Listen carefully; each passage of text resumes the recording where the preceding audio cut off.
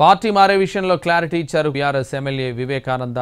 నేనే వారిని అనర్హులుగా ప్రకటించాలా, వారు ఎలా అయినా పార్టీ మారినారు. రాజ్యాంగం ప్రకారం మనకు ఉన్నటువంటి రూల్స్ అండ్ రెగ్యులేషన్స్ ప్రకారం ఖచ్చితంగా వీరందరూ కూడా అనర్హులే.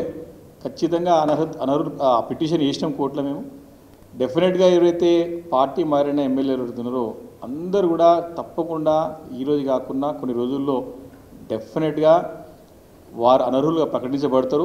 కేసీఆర్ గారి నాయకత్వంలో మరి మొన్న జరిగిన ఎన్నికల్లో తెలంగాణ రాష్ట్రంలోనే 119 నియోజకవర్గాల్లో హైయెస్ట్ మెజారిటీ వచ్చింది. నాకు ప్రజలకి నన్ను గెలిపించిన ప్రజలకి వాళ్ళ పేరు నిలబెట్టే విధంగానే నేను ఉంటా తప్ప వారిని ఇప్పుడు కూడా నేను అపహాస్యం చేయను, అవహేళన చేయను.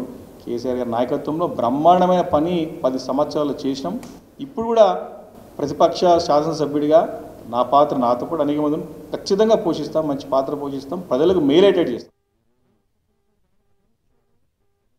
కడియం శ్రీహరి గారి పైనే నేను పిటిషనర్, నేనే వారిని అనర్హులుగా ప్రకటించాలా, వారు ఎలా అయినా పార్టీ మారినారు.